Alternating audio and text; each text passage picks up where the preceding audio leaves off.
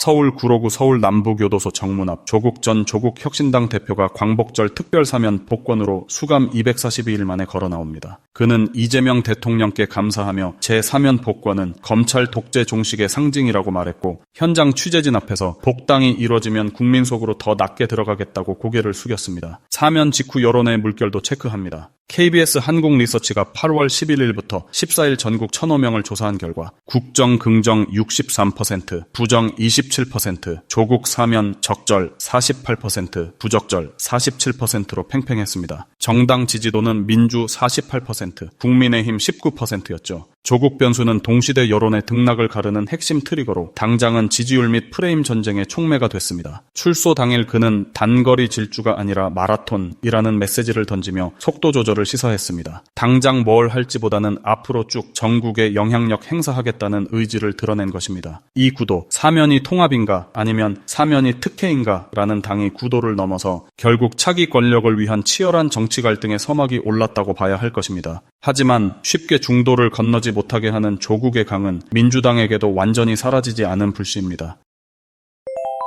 헌정사 첫 전직 대통령 부부 동시 구속이라는 헤드라인이 찍혔습니다. 8월 14일 첫 소환 조사는 실조사 2시간 9분 만에 대부분 진술 거부로 끝났습니다. 드러날수록 점입가경입니다. 첫째, 나토 목걸이는 2010년 홍콩에서 어머니 선물용으로 산 모조품이라고 해명했지만 서희건설이 줬다고 자수했습니다. 인사 청탁 정황 진술도 병행됐다는 보도가 뒤따랐죠. 김건희 해명과 특검 확보 진술의 정면 충돌입니다. 특검은 정치 브로커 명태균으로부터 대선 국면에서 58차례 여론조사 결과를 무상으로 제공받고 그 대가로 2022년 6일 국회의원 보궐선거 공천 개입을 시도했다는 정황을 알렸습니다. 이는 구속영장 요지로 보도됐고 이후 브리핑에서도 공천 개입 혐의가 핵심 축으로 설명됐습니다. 브로치 귀걸이 등 고가 선물 관련 추가 진술 압수수색도 진행됐습니다. 특검은 목걸이 실물뿐 아니라 동종 모델 구매 내역을 추적했고 관련 압수수색 자수 흐름을 공개 브리핑에서 설명했습니다. 김건희 변호인단은 같은 날 대부분 진술 거부권 행사를 밝히며 다시 오라는 특검의 요구에 변호사 접견 후 알리겠다고 공지했습니다. 14일 조사 종료 후 김건희는 변호인단에 다시 남편하고 살 수 있을까? 다시 우리가 만날 수 있을까? 라는 심경을 전했다고 전언됐습니다. 특검의 문서불증 중심 발표가 과거 김건희의 해명과 상충하고 있습니다. 고가품에 대한 경계가 없는 영부인, 공천 개입을 서슴지 않았던 대통령 부부, 국격을 내팽개친 저 부부를 현재의 재판장에, 역사의 재판장에서 반드시 제대로 처벌받게 해야 할 것입니다.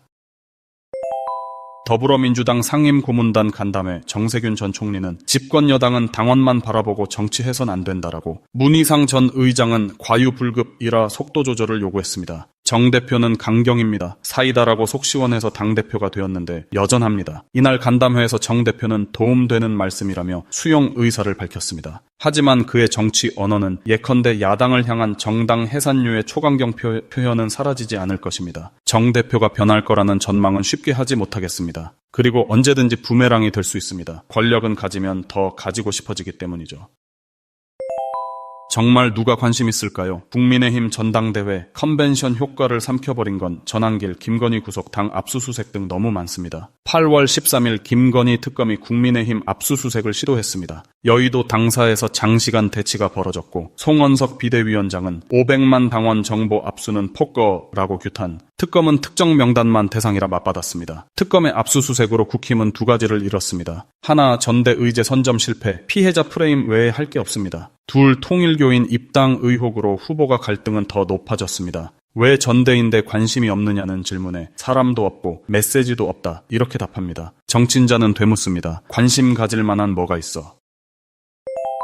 국민의힘 중앙윤리위가 전한길에게 경고를 의결, 가장 낮은 수위의 징계입니다. 여상권 윤리위원장은 깊이 뉘우치고 재발 방지 약속해서 그 이상의 징계는 과하다고 설명했습니다. 전한길 본인도 현장 발언에서 가해자가 아니라 피해자라고 소명하니 납득했다는 뉘앙스를 남겼죠. 이 경고의 정치적 효과는 두 갈래, 하나, 강성 극우는 창궐하고 둘, 압수수색으로 일반 유권자 피로도는 높습니다. 같은 날 특검은 당사 압색 재집행 검토를 언급했고 후보들은 농성 보이콧 메시지로 맞섰습니다. 콘텐츠 없는 선동으로 전한길 효과는 오래가지 않겠지만 국민의힘의 갈등은 모든 정치권 관계자가 인정하듯이 답이 없습니다. 22일 전대에 누가 된들 달라질까 생각하니 결국 노관심인 것입니다. 이상 정치인자였습니다.